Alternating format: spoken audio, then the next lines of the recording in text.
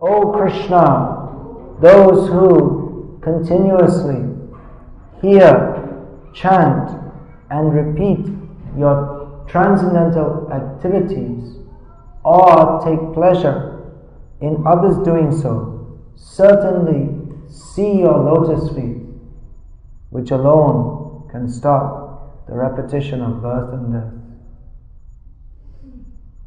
Purport.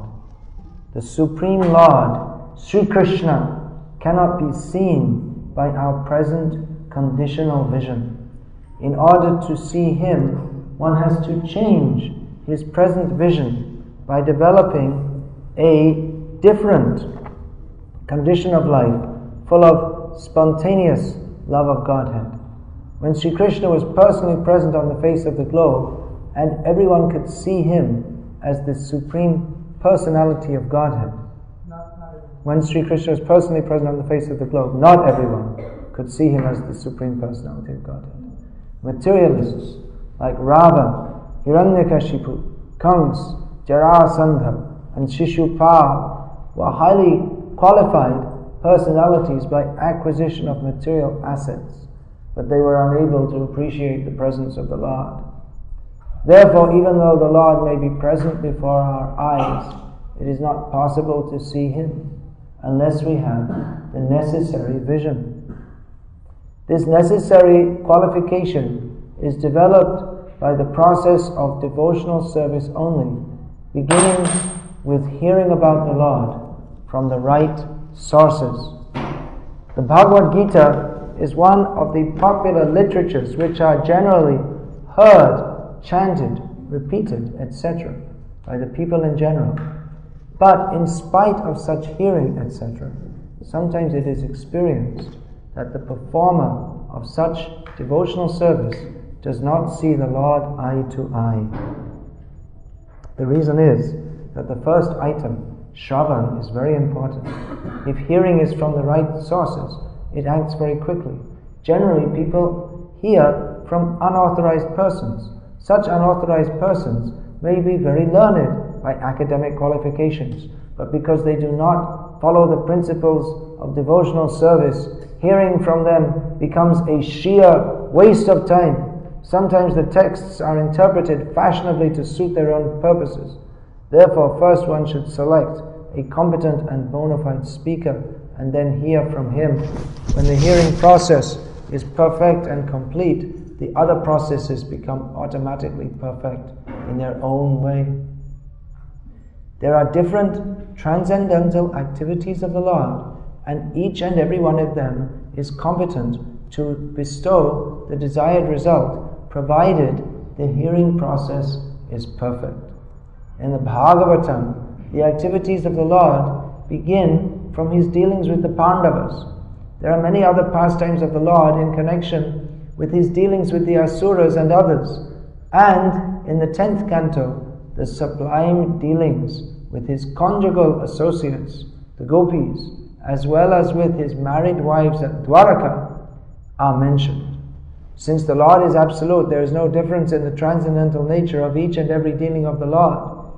But sometimes people in an unauthorized hearing process take more interest in hearing about His dealings with the gopis. Such an inclination indicates the lusty feelings of the hearer. So, a bona fide speaker of the dealings of the Lord never indulges in such hearings. One must hear about the Lord from the very beginning, as in the Srimad Bhagavatam or any other scriptures, and that will help the hearer attain perfection by progressive development. One should not therefore consider that his dealings with the Pandavas are less important than his dealings with the gopis. We must always remember that the Lord is always transcendental to all mundane attachment. In all the above mentioned dealings of the Lord, He is the hero in all circumstances, and hearing about Him or about His devotees or combatants is conducive to spiritual life. It is said that the Vedas and Puranas, etc., are all made to revive our lost relation with Him. Hearing of all these scriptures is essential. Om Jnana Timirandhasya Jnananjana Shalakaya Chakshuru Militam Yena Tasmai Shri Gurave Namaha. Vandeham Shri Guru Shri Yataf Padakamalam Shri Guru Navaishnavamscha Shri Rupam Sagajatam Sahagana Rakhunatam Vitam Tam Sajivam Sadvaitam Savadhutam Purijana Sahitam Krishna Chaitanya Devam Shri Radha Krishna Padam Sahagana Lalita Shri Vishakam Vitamscha. Hare Krishna, Krishna Krishna, Hare Hare, Hare Rama, Rama Rama, Hare Hare. This is a very beautiful verse from the very beautiful prayers of Queen Kunti that Srila Prabhupada took pleasure in hearing, chanting, and causing others to hear. This prayers of Queen Kunti, Srila Prabhupada gave a series of lectures on this 3 times, which is once here in New Dwarka, which is more than any other section of the Bhagavatam. Kunti Devi is expressing the ecstasy of her heart to Krishna. She is praying that you please be with us, don't go away. In her case, there was no question of familiarity breeding contempt, or that because Krishna had been with her and the Pandavas for an extended period, it wasn't she was thinking, all right, so let Krishna go. But rather she wanted, no, Krishna, you should stay. And she reminded Krishna how you always saved us from so many difficulties. Visham Mahagne Purushada Darshana Sadsaphaya Vanavasa Kritrita. She began by saying that poison, first beam was poison, then they attempted to burn us all. Then we were attacked by the Rakshasa in the forest, Purushada Darshana. Then the Asat Sabha, the more painful than being attacked by poison or fire or by Rakshasas. The more painful is the humiliation dealt out by all these Duryodhana, Dushasana, Shakuni, Karna. It's more painful. And even more painful that Bhishma Dev and Drona, they simply sat and watched. Asad Sabhaya, Vanava. Then we had, even though we're from such a respectable family, we had to live in the forest like hermits. Mridhe Mridhe Neka Maharatastra Chonastras Chasma Hare Virakshitaha. But you, O Lord, you have protected us even in the great battle where there were so many great generals fighting against. You fought and you saved us. And even when the battle was over, that this Ashwatthama wanted to end our line by destroying the child within the womb of Uttara. But Krishna, you saved us every time. You saved us again and again. And now, after all that is over, we are able to enjoy the fruit of that for which you saved us, so that we could live with you and be with you. But now you are going away. Will you not stay? She is petitioning Krishna to stay. That we would rather have all these troubles again and again. Let us have more troubles so that we can see you. If now you're thinking that now we are very safe, now the Pandavas are very peaceful, so now I can go away, there's no need for me to be here. If you're thinking like that, Krishna, then better you please, you are the Supreme Lord, you please arrange, let there be more difficulties. And then you will come to save us again and again. But she is seeing it's inevitable. Krishna will go. Krishna will leave us. So she is remembering and recommending the process by which devotees always and everywhere can capture Krishna within their hearts. That is the process beginning with hearing about Krishna. Krishna, you will go away, but we will keep you by always hearing about you and glorifying you and remembering you and glorifying you to others and taking pleasure in doing so and taking pleasure in others doing so. So Krishna is never lost to those who always hear about him and remember him and take pleasure in doing so. Krishna is always present. Naham tishtami vaikunte yoginam hridiyeshuva yatra gayanti madbhakta tatra tishtami narada. Where do I live? Krishna told to Narada, I don't live in Vaikuntha. Of course he lives in Vaikuntha. Why is he saying I don't live in Vaikuntha? Or I don't live in the hearts of the yogis. And the yogis, dhyana vasita tadgatena manasa pashyanti yoginaha. The yogis, they see, elsewhere it's stated, they see him in their heart. But Krishna said, I'm there, but alright, not really. Where I'm really at, where is Krishna really at? This colloquial say. Wherever his devotees are chanting his glories, then Krishna will come. Just like it said that wherever there is Ram Lila being chanted, even to this day, Hanuman, he's Chiranjeevi, he's not left this world. He's vowed to stay in this world as long as the glories of Lord Ram are being chanted. So wherever the glories of Lord Ram are chanted, Hanuman says, Ram is there? I must go and listen. I must associate with Lord Ram by hearing about him. So we can, Kunti Devi, she is recommending the process by which we can always be with Krishna, by always hearing about him and remembering him. Shrinvanti Gayanti. These two processes, hearing and chanting about Krishna. Of course, chanting is especially Nam Kirtan. There's Nam Kirtan, Guna Kirtan, Roop Kirtan, Lila Kirtan, the glorification of Krishna's name, form, qualities, and pastimes. But most recommended in this Kali Yuga is Nama Kirtan. Because if we chant the names of Krishna, then automatically everything else is included in that. If we chant the name, there are so many names of Krishna, and his names, they describe also his qualities, his forms, his pastimes. Just like there are so many names glorifying the qualities of Krishna, just like Bhakta Vatsala. He is very kind, very indulgent to his devotees. Any other names you can think of Krishna in regard to his qualities? There are so many. Yogeshwara? Yeah, he's the master of all the yogis. But what are the qualities? There are qualities like mercy.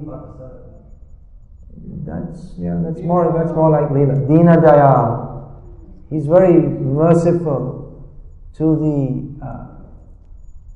those who consider themselves very fallen and low. Achyuta, one who never falls down. Bhakta Vatsal, Sevaka Vatsal. Nam Adhok Shaja. He who is not visible to the mundane vision. He's beyond mundane sense perception. So Nam Gun Roop. And there are so many names in relation to Krishna's form. Shama Sundar. That's a well-known name. He who is black like a deep black monsoon cloud and very, very beautiful. Yang Shama Sundaram Achintya Guna Swarupa. This Shama Sundar, his transcendental form, is composed of wonderful, inconceivable, transcendental qualities. So other names? Vilasa Vigraha. He who is his form is, or his personage is engaged in so many wonderful activities. What does Krishna wear? What color? Pitamba. He's wearing yellow cloth. Krishna's blue and he has yellow cloth. And Radha has yellow and she has blue cloth. Then, other Murli Manohar, whose enchanting form is holding the flute and attracting the minds of everyone. There are so many beautiful names. Trivanga Sangha, whose his threefold bending form is extraordinarily beautiful. So Nam, Roop, Gun, Leela, so many names in connection with Leela, which brings us in connection with his devotees. Just someone saying Partha Sarathi,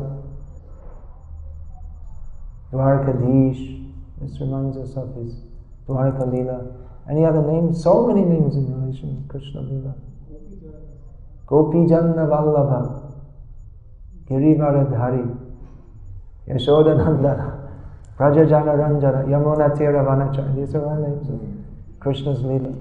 So by this Nam Kirtan, we can remember all about Krishna's, automatically we remind of Krishna's qualities, pastimes, devotees, his form.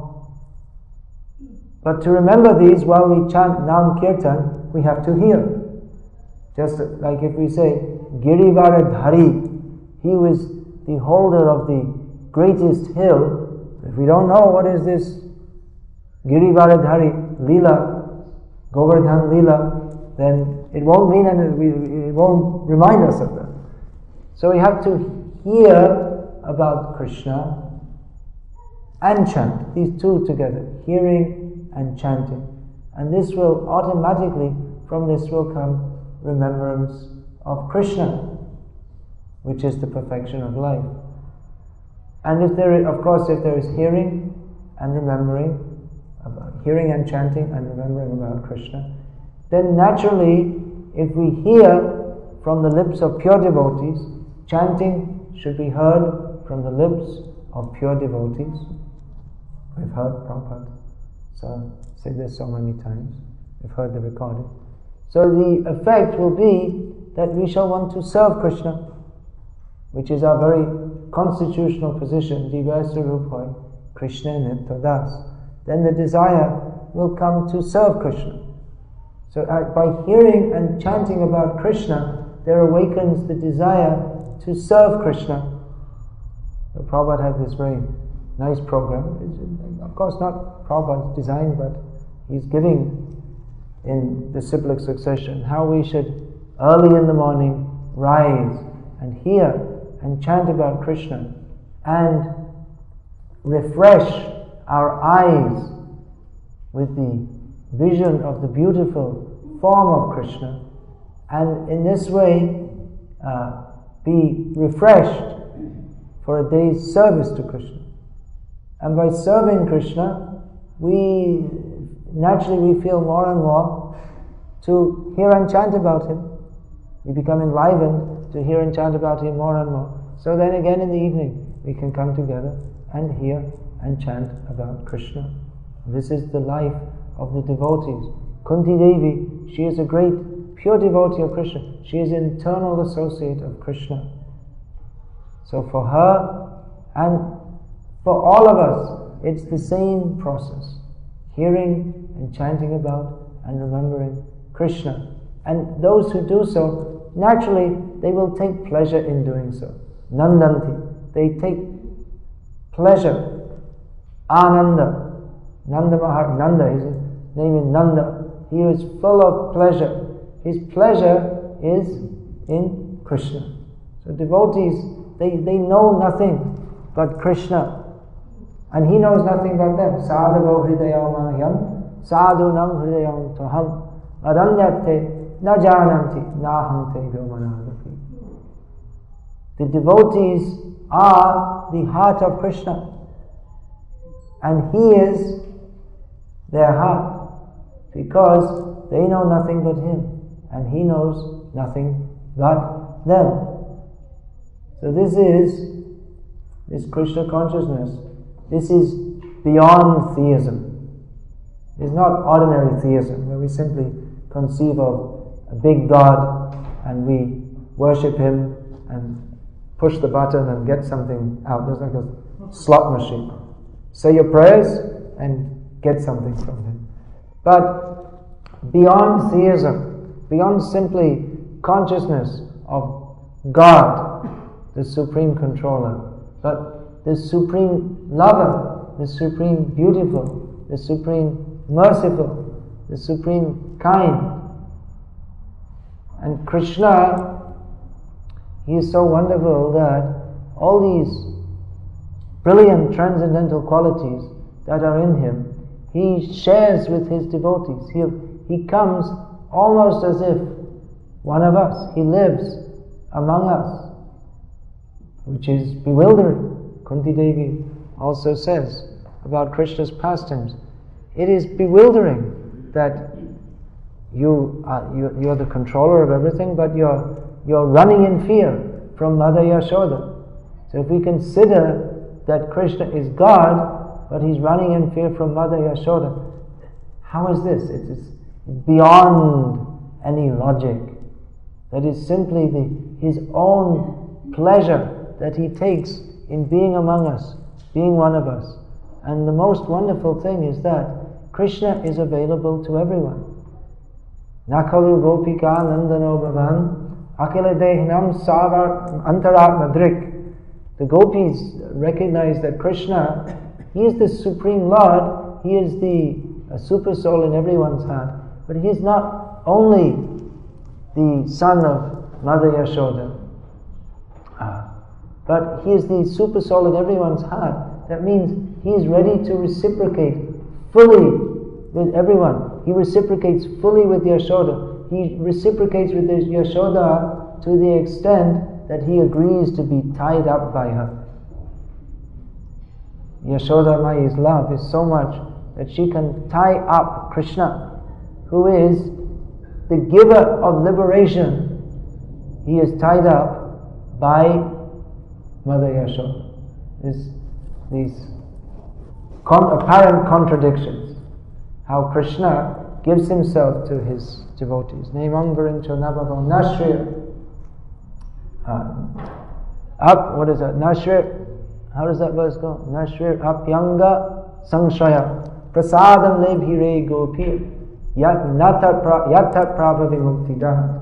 Shukadev Goswami, in the course of his describing Mother Yashoda tying up Krishna, expresses his astonishment that we are praising Lord Shiva and Lord Brahma, and how close is Lakshmi to Krishna, that she always resides on his chest.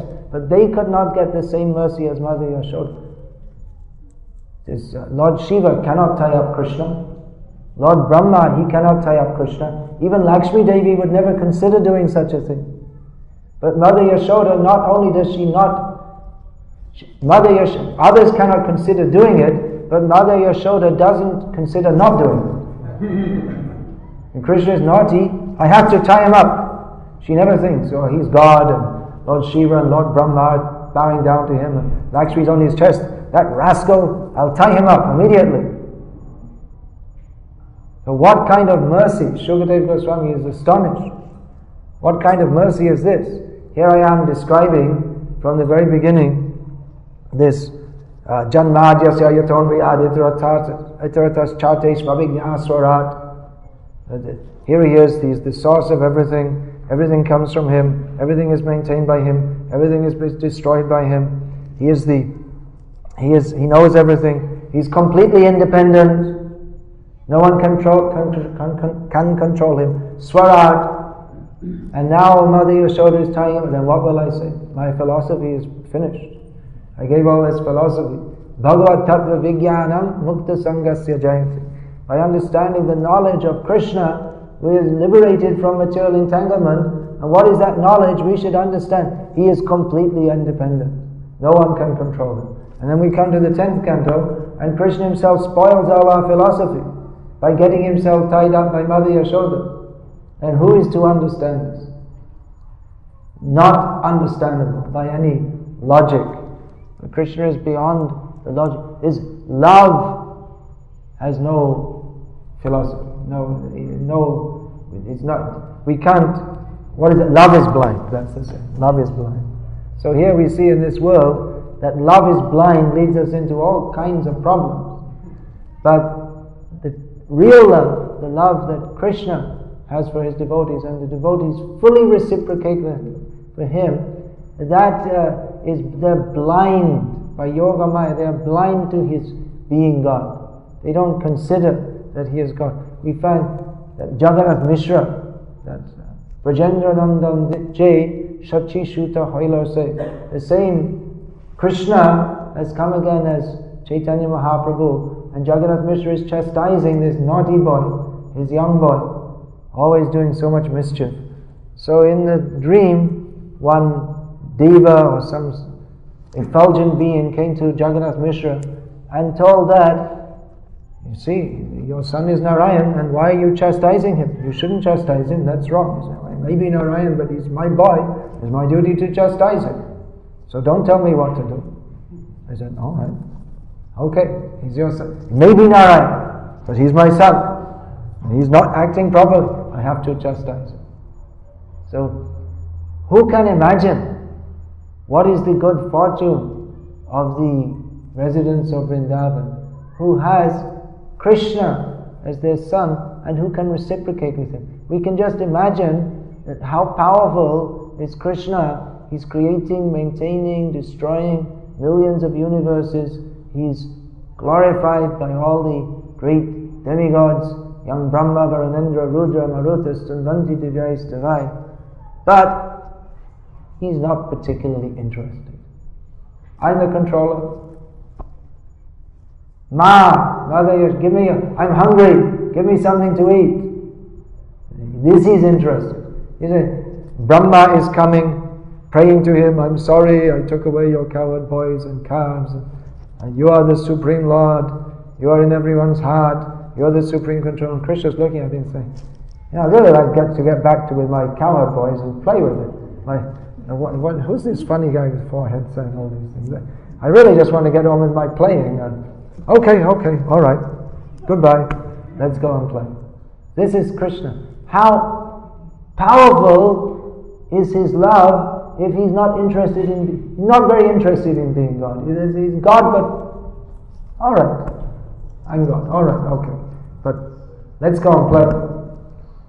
So how powerful is his love that he's so powerful that he creates, maintains and destroys everything. He's so powerful. Then how powerful is his love? That he wants to live with his devotees and be with his devotees. And his love is so accommodating. It's not locked up. No one can come. But rather, he's inviting more to come. My love is not limited. It's not finished. It's not that I love Mother Yashoda and Nanda Maharaj and the cowherd boys and the gopis and the cows and the grass and the Yamuna, and that's enough. I don't have anything left. No, he's got more. He's unlimited. He has unlimited love, and he's sorry that they're all gone to Los Angeles and they're not loving me, and they're on their surfboards and it's Janmashtami and they're going out on the beach to get they're already 2 brown bodies more tanned, and they'll probably get skin cancer or something. Why don't they come to at least on this day, come and see? I'm standing here, I'm waiting for he's standing here waiting for all the people to come. They're not coming. Krishna wants everyone will come and participate, at least in these festivals. Everyday festival. For Krishna, every day is a festival. He's calling everyone, every day. Please come. Festival. Krishna is a festival for the ears. By hearing about it, Shrinu Sukadam Shubhadam Bhavasara. This material world is completely miserable. But by hearing about Krishna, even this most miserable material world becomes full of happiness and full of all auspiciousness. Just like Los Angeles. What a horrible place. People are just... Anyway, you know better than me. But it's a holy place. It's a divine place because Krishna is here. Prabhupada came here. Prabhupada Padankita Desh. Prabhupada has blessed this place with his lotus feet. So this hell becomes greater than Vaikuntha because Krishna is here. People are unfortunate. They don't realize. But he's not becoming disappointed. Krishna is waiting that the whole, they have these big stadium, what is it, Los Angeles Lakers. Is that how it's, a huge stadium. How many people, what's the capacity? Anyone know? 80,000, 100,000? 100,000. 100,000 people go to what?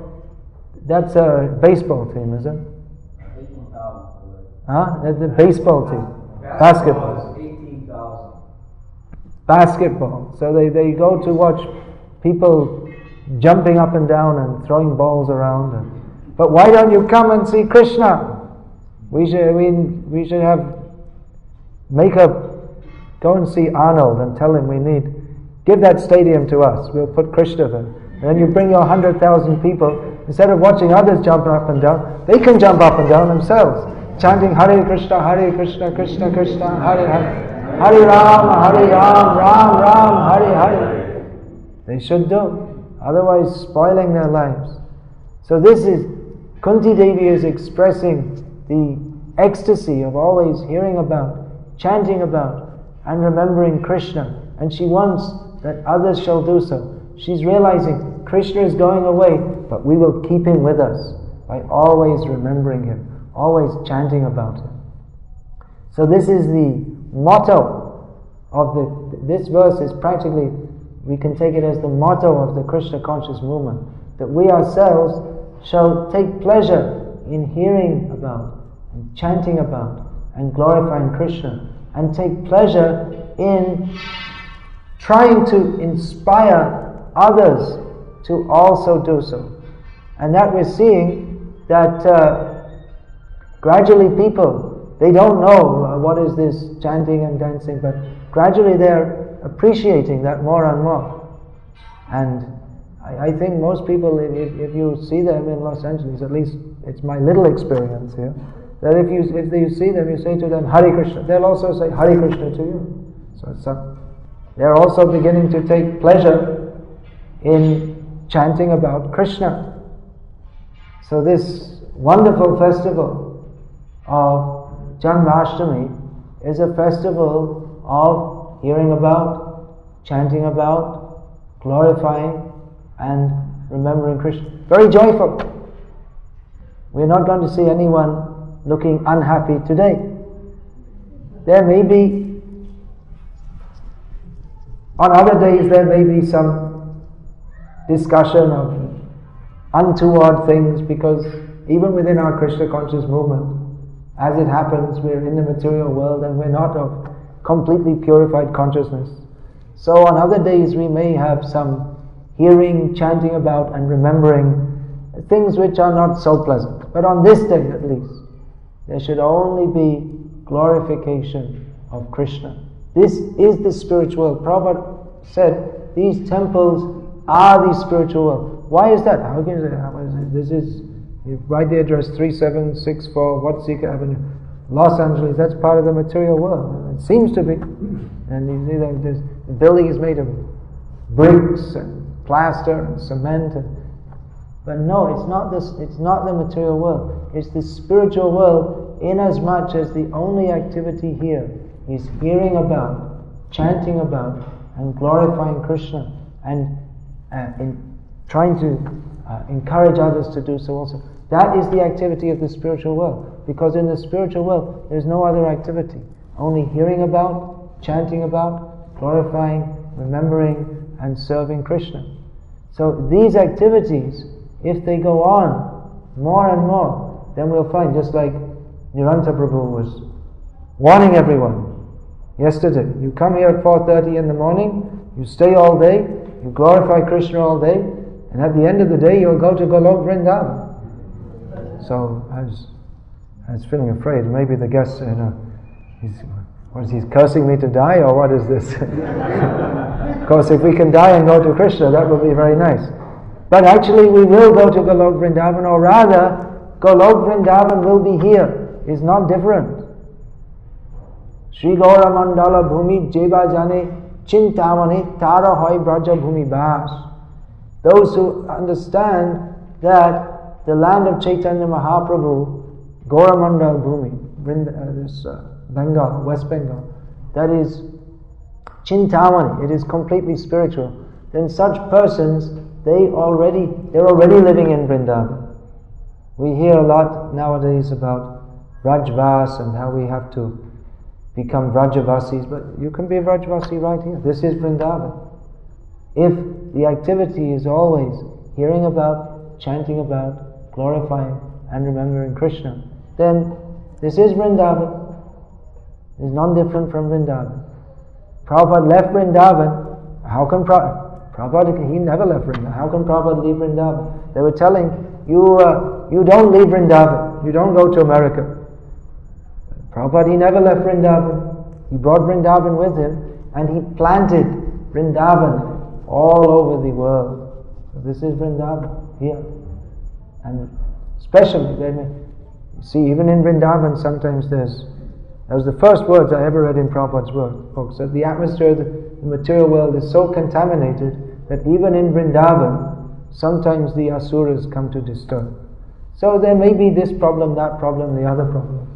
But as long as this hearing, chanting, glorifying Krishna goes on, then we'll always live in Vrindavan. We'll always be with Krishna. So this day especially is meant only for this activity. Hearing about, glorifying, remembering Krishna. Some devotees, they're coming once a year on Janmashtami, or maybe just 2-3 times a year. So to those who are not coming regularly, or who not coming as regularly as they could, I request, live in Vrindavan every day. This is our home. This place, this 4 walls ceiling, this is our home because Krishna is here. Wherever there is Krishna, there is Vrindavan. So don't come only once a year, twice a year, 3 days. Come every day. Have darshan of Krishna, hear about Krishna, chant about Krishna in association with his devotees. And then we'll always live with Krishna. Krishna is calling us. We can live with Krishna as intimately, how much? How intimately can we live with Krishna? As intimately as we desire. Krishna is ready to give himself fully to us, but he's just waiting for us to give ourselves fully to him. So Janmashtami is a day when Krishna has appeared, so we can pray to Krishna that you please appear within my heart, capture my heart, and let me live with you always. So long I've been forgetting you, Krishna. Now I don't want to forget you anymore. You please bring me to you. Let me live with you forever. Let me serve you forever. This should be our prayer on Janmashtami, remembering how the Vrajvasis, they received Krishna. They were so happy to receive Krishna. And from that day forward, they knew nothing but Krishna. Their whole life fully centered on Krishna. So from this day, whatever the past may have been, let us receive Krishna and our lives be fully centered on Krishna. Hare Krishna. So any comments, queries, corrections? Anyone?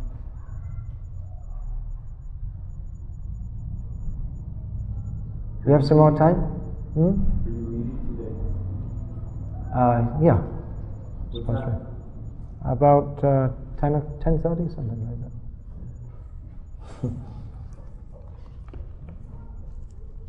I was thinking maybe we can sing another bhajan. We can fill up the day with hearing and chanting about Krishna.